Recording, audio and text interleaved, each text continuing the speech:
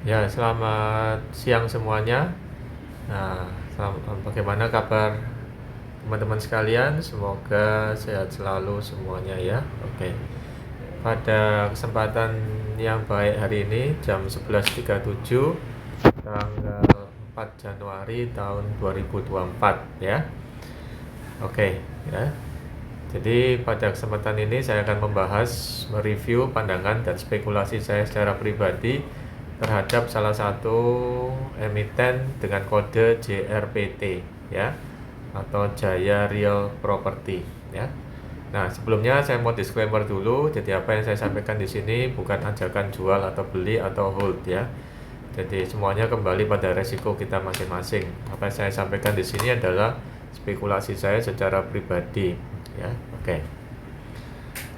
Nah, sebelum kita lanjut membahas emiten yang satu ini, kita perlu lihat tempat di mana mereka bekerja, yaitu pada bidang properti dan real estate ya. Nah, menurut spekulasi saya ya, jadi bidang properti dan real estate untuk saat ini masih belum pulih 100% ya. Nah, saya perkirakan nanti baru pada awal 2027 baru akan pulih ya, ini secara umum ya. Nah, tapi itu bisa meleset juga. Nah, jika perkiraan saya benar, maka kalau kita beli pada saat 2027 pastinya sudah sangat mahal atau harga normal ya. Nah, jika spekulasi saya tepat, maka kita sudah akumulasi sebelum 2027 atau pada saat harganya masih murah. Nah, menurut saya secara pribadi untuk saat ini harga masih relatif lebih murah ya. Oke, seperti itu yang bisa saya sampaikan ya. Dan yang kedua, saya juga memperkirakan untuk Q1 di tahun 2024 ini menurut saya secara pribadi masih prospek ya, tapi untuk Q2 dan seterusnya saya tidak tahu. Oke ya, jadi saran saya secara pribadi adalah karena ini sifatnya spekulatif ya, anggap aja spekulatif ya, daripada maka gunakan uang dingin ya dalam melakukan pembelian atau penjualan ya. Oke. Nah, namun kita juga tidak perlu takut ya berinvestasi, karena kalau takut kita juga tidak akan berkembang ya. Nah, jadi perlu saya sampaikan di sini bahwasannya karena ini satu lembarnya adalah Rp680, maka satu lotnya adalah Rp68.000 ya. Nah, ya. Nah, perspektif mahal atau murah itu relatif ya.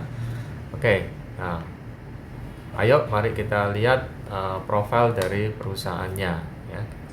Nah, ini adalah profil perusahaan dari emiten JRPT atau usahanya adalah Jaya Property ya.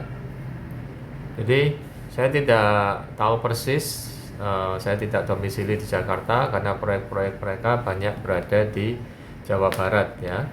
Oke, namun yang saya pernah tahu sedikit adalah salah satu kepemilikan awalnya ada pada almarhum Pak Ciputra ya, kalau nggak salah ya awalnya itu ya. Oke ya, jadi komen kalau saya salah ya. Nah, jadi menurut saya masih ada bau-bau dari grup yang cukup punya nama, yaitu grupnya Ciputra pada awalnya ya, jadi Jaya Property seperti itu. Nah, dikatakan di sini bahwasanya proyek mereka itu memiliki lebih dari 33.000 hektar ya, dan di wilayah Tangerang dan Jawa Barat ya. Jadi seperti yang sudah saya perkirakan sebelumnya, jadi tidak terlalu terasa di Jawa Timur atau Surabaya. Nah, bisnis mereka ini juga saya baru tahu ya, dan cukup menarik. Ternyata mereka tidak hanya di perumahan tapi juga kondominium, superblok, pusat perbelanjaan, hotel, rumah sakit, jalan tol, dan distribusi air bersih ya. Jadi tak kenal maka tak sayang. Saya juga baru tahu ternyata banyak bisnis mereka ya merambah kemana-mana, dan ini bisa dilihat di website resmi mereka ya.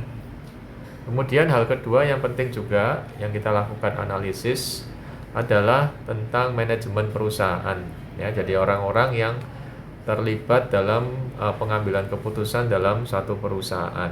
Ya, jadi mohon teman-teman sebelum berinvestasi pada satu emiten bisa dilihat profil dari Dewan Komisaris, Direksi, Komite Audit dan Audit Internal. Ya, nah menurut saya secara pribadi apa yang mereka tampilkan di website mereka ini sudah cukup jelas, ya. Oke ya, jadi saya contohkan sebagai contoh seperti ini ya. Nah, ya sekali lagi saya tidak punya hubungan apapun ya dengan perusahaan ini atau kenal dengan orang-orang dalamnya, saya tidak punya hubungan sama sekali ya. Tapi yang saya lihat dari website mereka, ini mereka cukup transparan ya, memberikan profil dari masing-masing pengambil keputusan dari perusahaan ini ya gitu. Nah, ini kita bisa klik ya, ada wajah sekaligus ada profil dari pengambil keputusan perusahaan-perusasahaan ini ya. Dan menurut saya secara pribadi, secara sekilas mereka sudah memaparkan ya,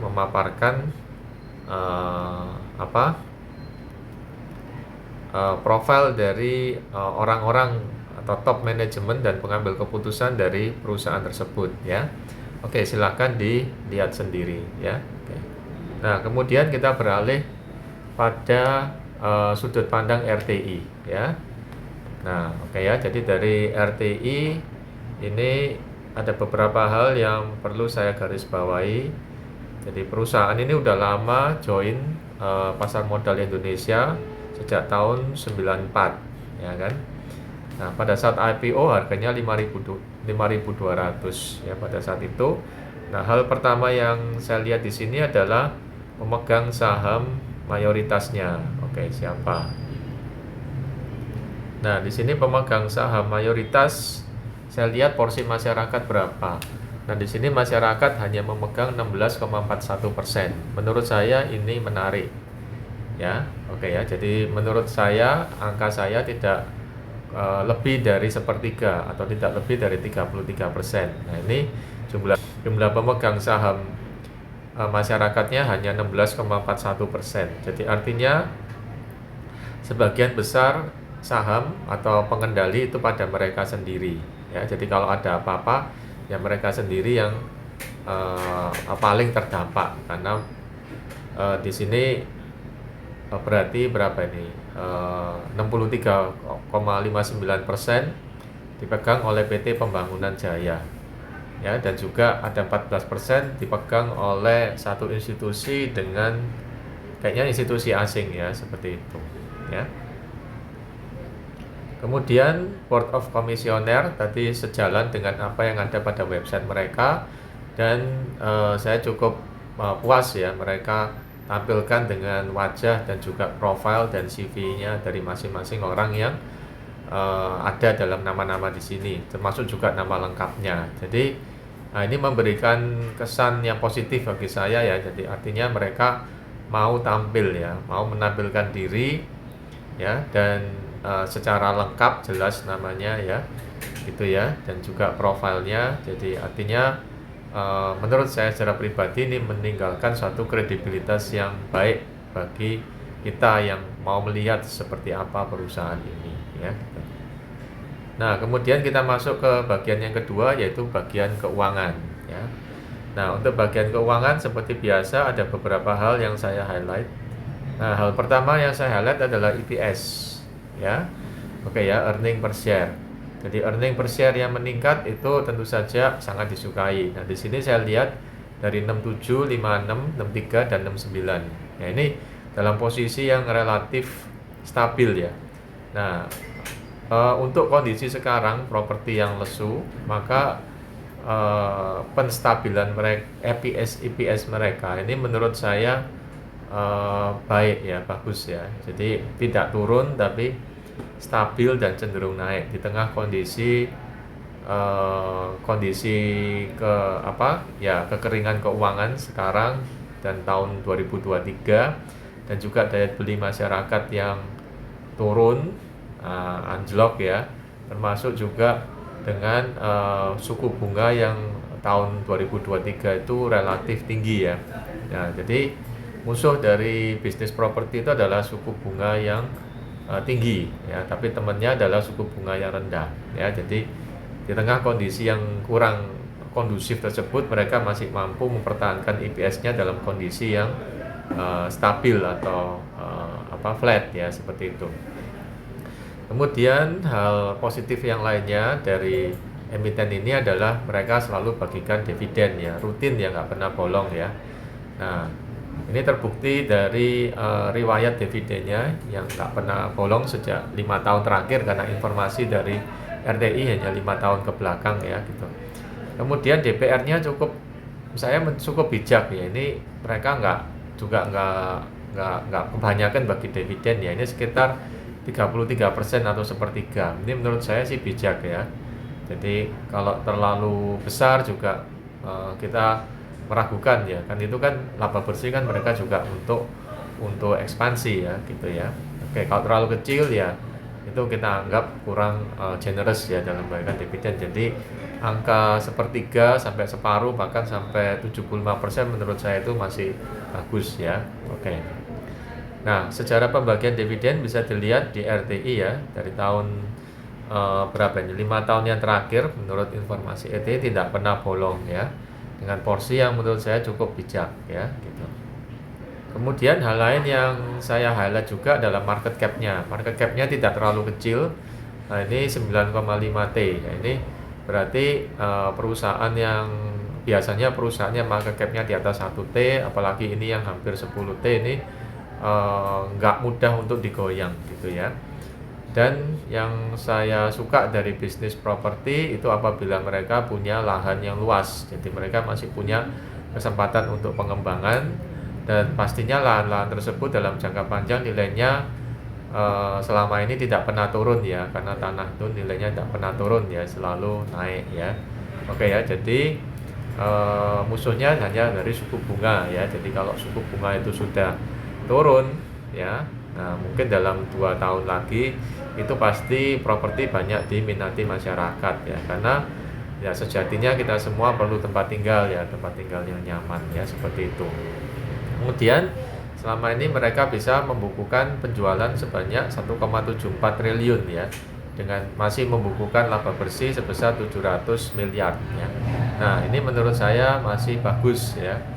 Jadi sejauh ini ya artinya nggak sampai rugi gitu ya, di tengah kondisi yang ya menurut saya sih kekeringan finansial ya, kondisi 2023 akhir sampai saat ini masih seperti itu ya. Oke. Nah, kemudian hal yang saya sorot berikutnya adalah PER ya. Ini PER sama PBV ini wajib ya, angka wajib bagi investor ya. Nah, PER-nya masih di bawah 10 ya, secara umum ini dapat dinilai bagus ya untuk saat ini ya. Nah, kemudian PBV-nya masih sedikit di atas 1 ya, masih sedikit di atas 1, ini juga masih bagus. Dan saya melihat ini harga sudah merangkak naik ya. Oke, tapi ini sekali lagi bukan anjuran jual beli ya, tapi saya lihat dari nilai PER sama PBV ini angka yang baik untuk saat ini ya gitu ya. Jadi masih oke lah ya kalau untuk mau masuk untuk saat ini. Kemudian DPR-nya, dividend payout ratio-nya udah dikatakan tadi, dan net profit margin lumayan ya, 40%. Kemudian ROE-nya nggak bisa dikatakan tinggi tapi juga nggak jelek ya, jadi ROE-nya masih 10,85. Nah, untuk kondisi bisnis properti yang lagi ngos-ngosan sekarang ini, ROE segini ini menurut saya sih kemampuan efisiensi manajemen perusahaan yang cukup bagus ya, mengendalikan kapal perusahaannya ya di tengah situasi yang kering seperti sekarang ya gitu. Kemudian hutang mereka juga masih dalam batas aman, yaitu 41% ya gitu. Kemudian cash ratio masih dijaga 8,36% ya, seperti itu. Jadi dari angka-angka ini menurut saya secara pribadi tidak ada, semuanya mereka masih dengan mencoba untuk berada pada angka-angka yang normal, dan pada posisi hari ini dengan angka yang ini menurut saya masih bagus ya di tengah situasi kekeringan dalam bisnis properti ya gitu. Nah, kemudian berita-berita bisa dibaca sendiri ya. Nah, ini di tengah situasi seperti sekarang, berita-berita yang saya lihat secara sekilas ini tetap mereka melakukan satu pengembangan dan pembangunan dan pemberian layanan kepada stakeholders mereka. Oke, kita lihat pada chartnya. Ya, jadi di income statementnya, laporan laba ruginya, ini net profit marginnya cenderung meningkat. Ya, jadi net profit marginnya cenderung meningkat. Nah, oke ya, jadi mungkin ini yang menyebabkan harga sahamnya cenderung naik ya akhir-akhir ini. Kemudian ekuitasnya ini yang saya suka juga, jadi ekuitasnya ini naik ya. Nah, ekuitasnya ini bisa naik di tengah situasi seperti saat ini, dan liabilitiesnya cenderung turun. Nah, ini yang menurut saya secara pribadi bagus ini chart ini ya. Jadi ekuitas yang cenderung naik tapi liabilitiesnya cenderung turun, ini bagus ya. Ya, gitu. Nah, kemudian juga price performance, meskipun saya jarang pakai ini juga, ini masih banyak yang hijau untuk posisi hari ini ya, seperti itu. Oke, kita masuk pada bagian yang sangat penting dari topik pembahasan kita kali ini adalah harganya. Apakah harganya murah atau mahal menurut perspektif saya. Nah, kalau kita lihat dari angka-angka ini yang saya highlight lagi ya, jadi PER, PBV, market cap, ini menurut saya, dan juga dividennya mereka masih kasih sekitar per tahun sekitar 3-4%-an ya, nggak besar lagi karena harganya udah cukup tinggi ya. Oke ya, jadi kalau teman-teman masuk pada awal 2023 mungkin harganya masih sekitar 400-an, tapi sekarang harganya udah 600-an gitu ya. Jadi seperti itu. Jadi kalau dibilang